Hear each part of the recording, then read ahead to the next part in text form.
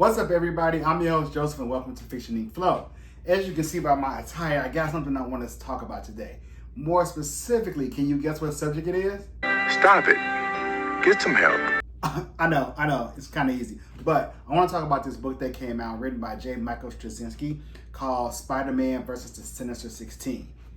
All right, here it is. So Spider-Man takes on 16 different villains. You may have heard of Spider-Man versus the Sinister Six, so that's a classic, villain lineup to kind of take down Spider-Man. They kind of did a version of it in the Spider-Man game on Sony PlayStation 4 and 5.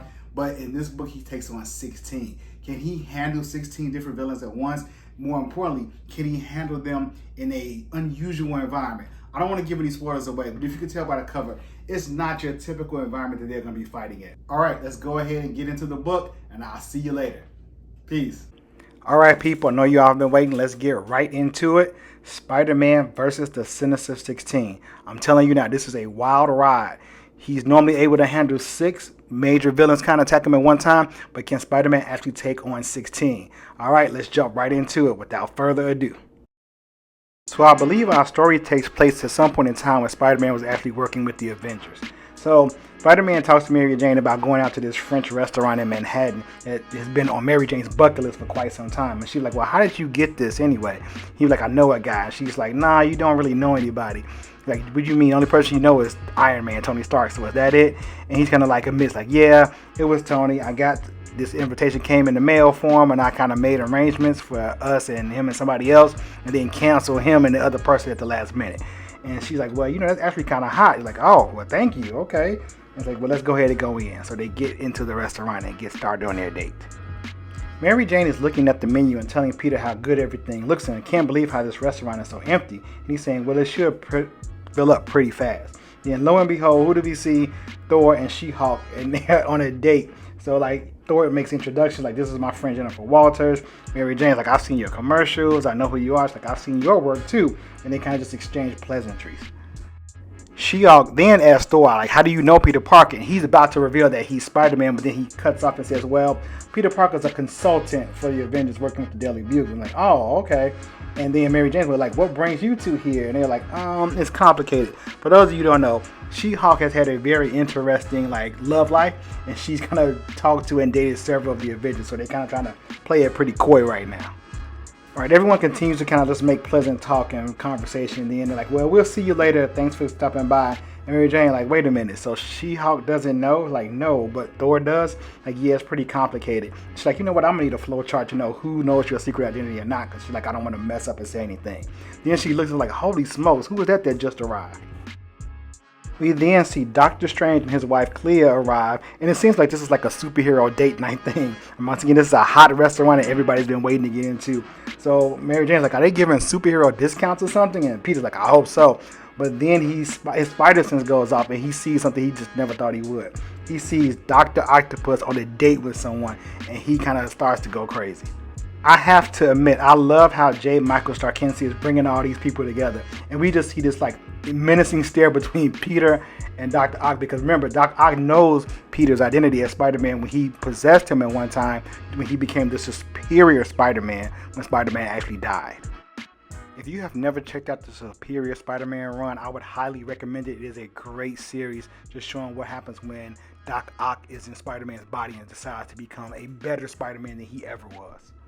So now Peter demands that Dr. Octavius meet him outside for a quick conversation. And I love this scene. It just plays up for the comedy oh so well. And he's like, what are you doing here? He's like, I'm having dinner. I gotta eat too. You don't own dinner.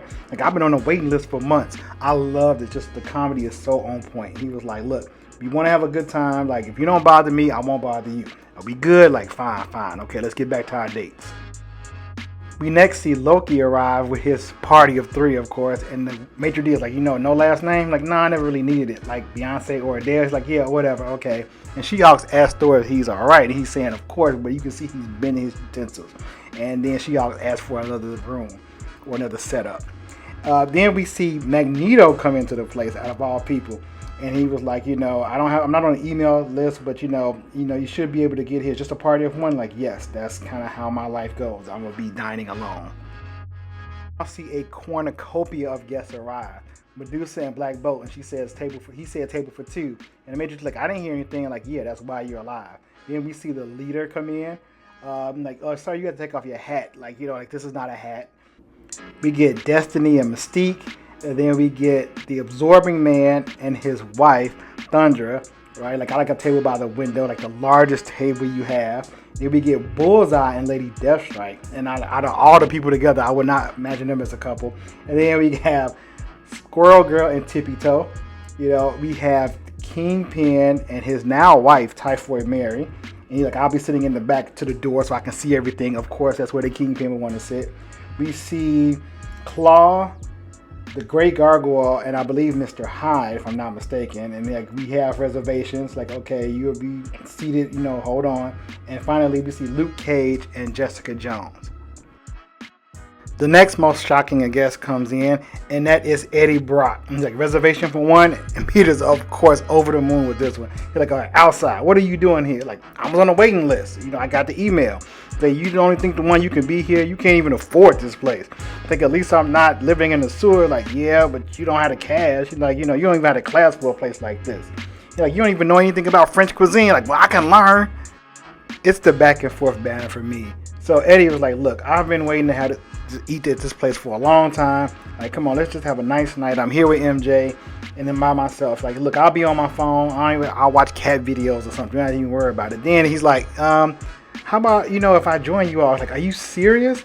He's like, how many times you have tried to kill me? And he was like, what relationship doesn't have its little ups and downs? What do you think? Like, let's just go inside and eat. And you're like, all right, thanks for holding the door. You're a real gentleman. Once again, the writing on this is just excellent. So the chef comes out and tells everybody to have a good time and enjoy themselves. He tries to make a joke and nobody's laughing. And he was like, there's humor is to be expected. He was like, we'll begin tonight's tasting with an amuse-bouche. And somebody like, it's not on the menu, so I'm not going to pay for it. Like, well, an amuse-bouche means it is complimentary, so there is no charge.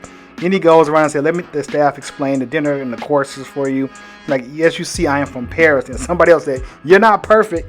But he kind of interrupts again, just like, just to be a partake in great food and great culture.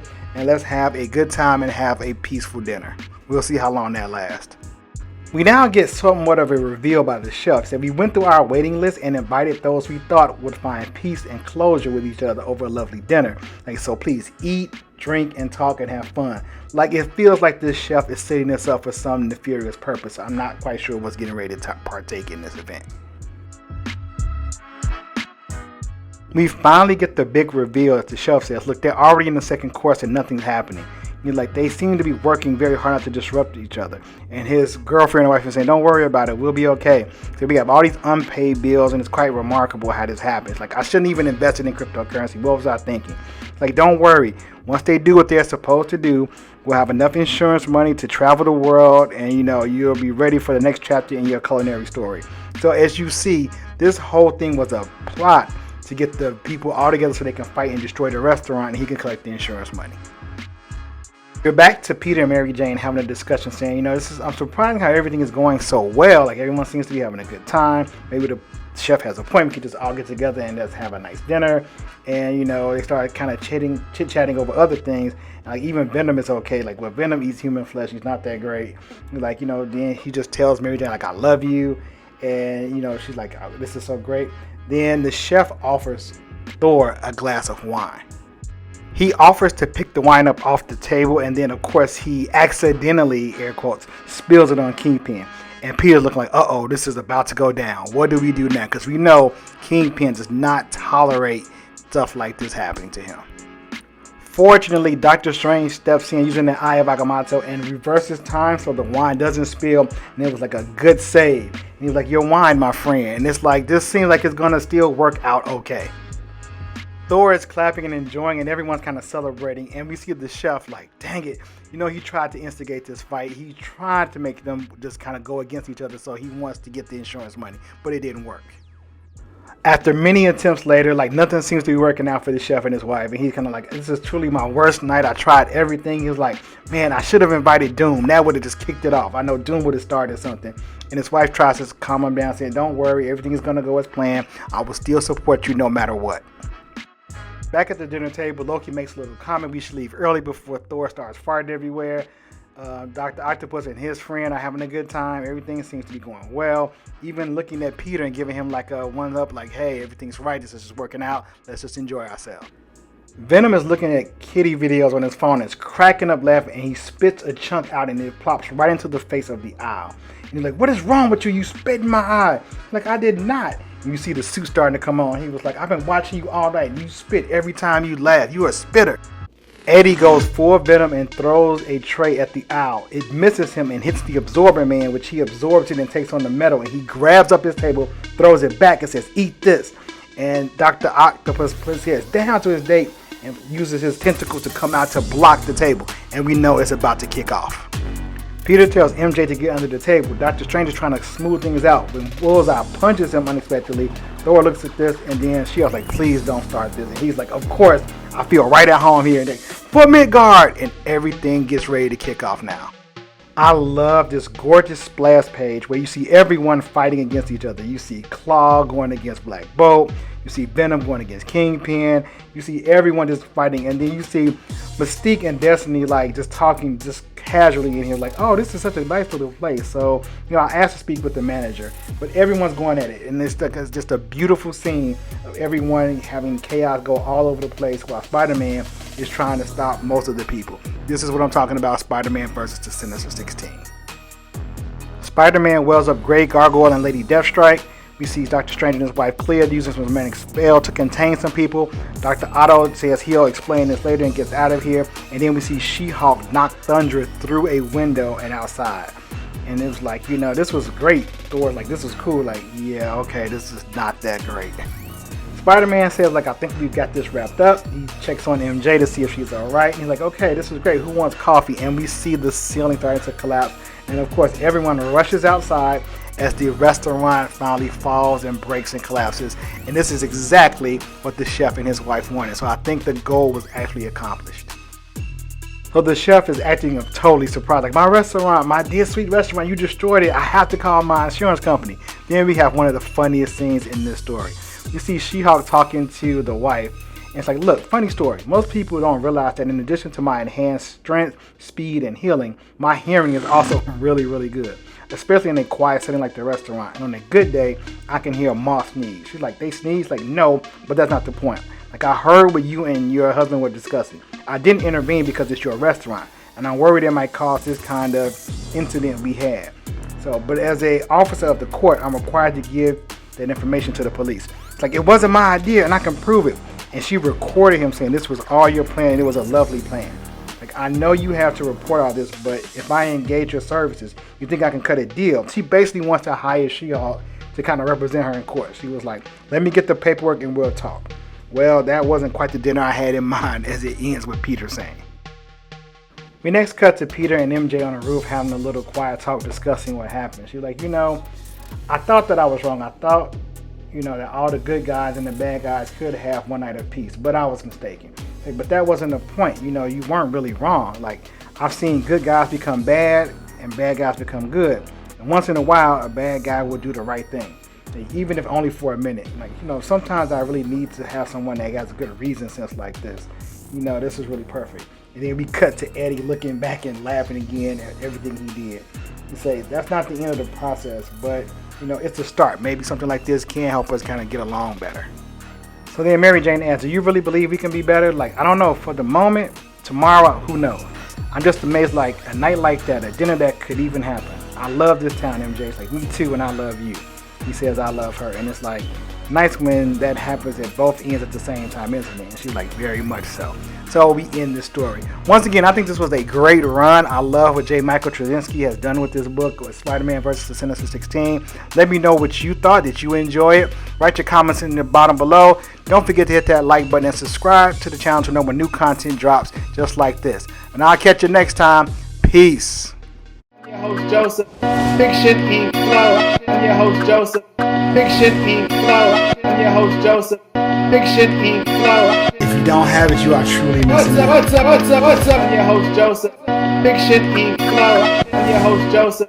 Fiction Ink Flow. I'm your host, Joseph. Fiction Ink Flow. If you don't have it, you are truly missing it. What's up?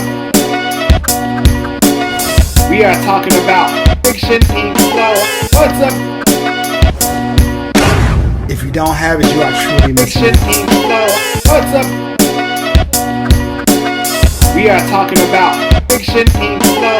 What's up?